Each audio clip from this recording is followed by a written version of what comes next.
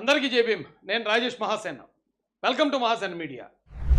ఏమంటే ఇంకొక అద్భుతమైన విజయం కూటమి ప్రభుత్వం, తెలుగుదేశం కూటమి ప్రభుత్వం సాధించిన దాంట్లో ఇంకొక అద్భుత విజయం ఇది. ఎవరో గవర్నమెంట్ ఎంప్లాయీ సీట్లో కూర్చున్నాడు. సీట్లో కూర్చుని ఓ పలక పెట్టాడు. ఇక్కడ ఇలాగా పలక పెట్టి దాని మీద మ్యాటర్ రాసి పెట్టాడు. మీకు కనపడుతుందండి. 1/8/2024 ఉదయం 7:45కి శాలరీ క్రెడిటెడ్ అటండి. 1వ తారీఖు ఉదయం 7:45కి శాలరీ పడడం గవర్నమెంట్ ఎంప్లాయీస్కి ఒక అద్భుతం. వైసీపీ గవర్నమెంట్ తర్వాత ఈరోజే నారా చంద్రబాబు నాయుడు గారు ప్రత్యక్షంగా పాల్గొని వర్షంలో కూడా నిలబడి ఈరోజు 4,000 రూపాయలు పెన్షన్ అందించారండి మొత్తం అవ్వాతాతలందరికీ. అయ్యి బాబా, అసలు పెన్షన్లు మీరు ఇవ్వగలరా? వాలంటీర్లు లేకపోతే ఇవ్వలేరు. ఎక్కడ చేస్తారు మీరు? ఇచ్చిన హామీలన్నీ తొంగలో. నెలకే ప్రతి నెల 4,000 ఇస్తానడైనా. పోయి నెల ఇచ్చాడా, ఈ నెల ఇచ్చాడా? అంటే ఆయన చెప్పుకుంటూ చేసుకుంటూ వెళ్ళిపోతున్నాడు. మిగతా ఏదైతే సూపర్ సిక్స్లో మిగతా కార్యక్రమాలు సంవత్సరానికి ఒకసారి ఇస్తానన్నాడు. ఈ సంవత్సరంలో ఖచ్చితంగా ఇచ్చేతాడు. అవి కూడా కంగారుపూర్ కాళ్ళు దొక్కేసుకోకుండా బాబు. Salary credited. ప్రభుత్వ అధికారులు బతికి ఎలా ఉండేది తెలుసండి వైసీపీ వాళ్ళ హయాంలో. ఎప్పుడన్నా సరే మళ్ళా అంటాడు ఒక నిరుద్యోగి ఓ లోన్ పెట్టుకున్నాడు. బ్యాంక్ దగ్గరికి వెళ్ళామంటే నాకు లోన్ ఇవ్వండి, ఓ 10 లక్షల లోన్, ఒక 5 లక్షల లోన్ అంటే నువ్వంటే మాకు నమ్మకం లేదయా. ఒక గవర్నమెంట్ ఎంప్లాయీని తీసుకొచ్చి సంతకం పెట్టించు. వాళ్ళంటే మాకు నమ్మకం. గవర్నమెంట్ ఎంప్లాయీ పర్ఫెక్ట్గా కడతాడు, ప్రతి నెల అతనికి శాలరీ వస్తుంది, ఆదాయం ఉంటుంది. అలాంటి వాడిని తీసుకొచ్చి మాకు సంతకం పెట్టించి నీకు లోన్ ఇస్తాం అనేవారు. ఒక గవర్నమెంట్ ఎంప్లాయీ షూరిటీ సంతకం పెడితే ఏమీ లేనివాడు కూడా లోన్ ఇచ్చేసే బ్యాంకులో. అలాంటి గవర్నమెంట్ ఎంప్లాయీస్ అండి జగన్ రెడ్డి ప్రభుత్వంలోకి వచ్చాక వాళ్ళు తీసుకున్న లోన్లు సమయానికి కట్టలేకపోయేవారు. వేరే వాడు గ్యారంటీ పెట్టడం పక్కన పెట్టండి, వీళ్ళకి జీతం ఎప్పుడు పడుతుందో తెలియదు, ఎంత పడుతుందో తెలియదు. ఈలోపు బ్యాంకు డ్యూ డేట్ ఎప్పుడు కూడా 1 నుంచి 5వ తారీఖు లోపు ఉంటుంది. 5 దాటిందా చెక్ బౌన్స్ అయిపోద్ది. 2 చెక్ బౌన్స్లు 3 చెక్ బౌన్స్లు అయితే సిబిల్ మొత్తం దొబ్బుద్ది. ఇక అక్కడి నుంచి ఏ లోను రాదండి. వీళ్ళ సంతకంతో వేరే వాడికి లోన్ వచ్చే పరిస్థితి నుంచి వాళ్ళకే లోన్ వచ్చే పరిస్థితి రాని దురదృష్టకరమైన దుస్థితులకు వెళ్ళిపోయారు ఎంప్లాయీస్. పెన్షనర్లు మరీ ఘోరం. పెన్షనర్లకి పాపం వాళ్ళకి షుగర్లు, బీపీలు ఉంటాయి, దీర్ఘకాలిక వ్యాధులు ఉంటాయి. పెన్షన్ వచ్చిన వెంటనే నెలకు సరిపడా మందులు కొనుక్కోవాలి ఫస్ట్. ఆ కూరగాయలోడికి, పాలోడికి, ఈడికి, ఆడికి అందరికీ అలాగా అరువు పెట్టి ఉంచుతారు పెన్షన్ వచ్చిన తర్వాత ఇవ్వడానికి. పెన్షన్ పడేది కదా వాళ్ళకి. పెన్షన్ పడకపోతే కొన్ని పాలోడో, కూరగాయలోడో, లేకపోతే మేఘమాసం వాడు ఒప్పుకుంటాడు, కానీ మందులోడు అయితే ఇవ్వడు కదా. ఇట్టడా మందులు ఇవ్వడు. మందులు ఇవ్వకపోతే దీర్ఘకాలిక రోగాలు ప్రతిరోజు మందులు వాడకపోతే చచ్చిపోతారు. అలాంటి పరిస్థితికి పెన్షనర్లు. ఇంకేళ్ళ బతుకైతే రోడ్ల మీద ఎక్కి ధర్నాలు చేసుకునే పరిస్థితికి గవర్నమెంట్ ఎంప్లాయీస్.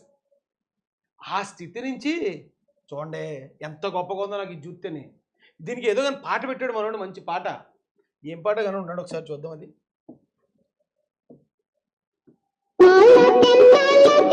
అది కథ. ఇంకెక్కువ పడితే స్ట్రైక్ పడుతుందట. అంత మంచి పాట పెట్టుకుని చక్కగా ఫ్యాన్ వేసుకుని ఆ గాలిగా ఆకులు అలా ఊగుతుంటే అతను ఇది పెడితే చూడడానికి నాకైతే ఒక సీనరీ చూసినట్టు అనిపించిందండి. బా, ఎంప్లాయీస్ అంటే వాళ్ళు ఏమీ మన శత్రువులు కాదు కదండి. Jaganmohan Reddy, YCP, Paytm batch వీళ్ళని కూడా వాళ్ళు లంచాలు చేసుకుంటారు. ప్రభుత్వ అధికారులు వాళ్ళకి జీతాలు పెంచడం ఏంటి, వాళ్ళకి జీతాలు టైంకి ఎందుకు, వాళ్ళు లంచాల మీద బతుకుతారు, కోట్లు సంపాదించేస్తారని పాపం చాలా బ్యాడ్ చేస్తారండి వాళ్ళని. ఇది ప్రభుత్వం రన్ అవ్వాలంటే ఏళ్ళే ఉండాలా. జగన్ లేకపోయినా ప్రభుత్వం రన్ అయిపోద్ది. ఎందుకంటే మీరు మొన్న చూసుంటారు, జగన్మోహన్ రెడ్డి అతను బాధ్యతలను దిగిపోయాక ఎలక్షన్ వచ్చింది. ఎలక్షన్ వచ్చి మళ్ళీ చంద్రబాబు నాయుడు గారి ప్రమాణ స్వీకారం చేసేలోపు మధ్యలో 3 నెలలు ఎంత ఉంది. ఆ 3 నెలలు గవర్నమెంట్ ఏమైనా ఆగిపోయిందా? ఆగదు. ఉద్యోగస్తులు నడిపించేస్తారండి గవర్నమెంట్ని. సీఎం ఉన్నా లేకపోయినా వీళ్ళు ఉంటే నడుస్తుంది. అదే సీఎం ఉండి వీళ్ళు లేకపోతే గవర్నమెంట్ ఆగిపోద్ది.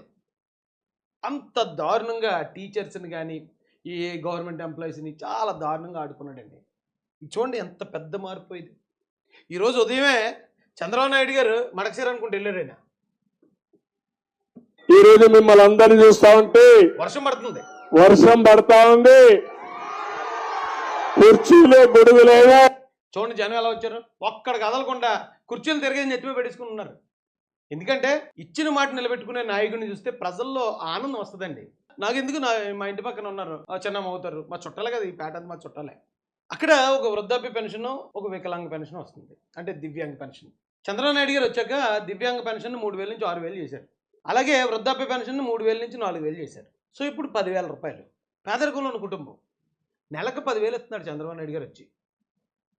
నెలకు 10,000 అంటే జగన్మోహన్ రెడ్డి డిగ్రీ చదువుకున్న పిల్లలకి వాలంటీర్గా అడ్డమైన చాకరీ చేయించుకుని నెలకు 5,000 ఇచ్చేవాడు.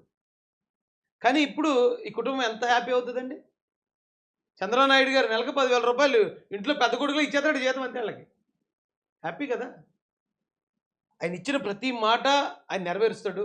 అయితే దానికి ఆయన పెట్టిన టైం లైన్ మనం ఇవ్వాలి. కనీసం సంవత్సరానికి ఒకసారి అన్నప్పుడు కనీసం ఆ సంవత్సరం కూడా ఆగకుండా లేదు లేదు మాకు ఇప్పుడు ఇచ్చేయాలని జగన్మోహన్ రెడ్డి ఎందుకు కంగారు పడిపోయి సంకలు గుద్దేసుకుంటున్నాడు మరి నాకు ఇప్పటికీ అర్థం కావట్లే. ప్రజలు ఎవరికా కంగారు లేదు, నమ్మకం ఉంది. అరే 4,000 అన్నది పాత బకాయిలతో 7,000 ఇచ్చాడు లాస్ట్ మంత్ అవ్వతాతలకి. ఈ నెల 4,000 1వ తారీఖుని ఇచ్చేస్తున్నారు మొత్తం ప్రతి ఇంటింటికి వెళ్ళి. మళ్ళీ వాలంటీర్లకు పెట్టే ఖర్చు ఇప్పుడు గవర్నమెంట్కి తగ్గింది. వాలంటీర్లకు 110 కోట్లు 200 కోట్లు ప్రతి నెల ఖర్చు అయ్యేది, అప్పుడు ఆ బడ్జెట్ తగ్గింది.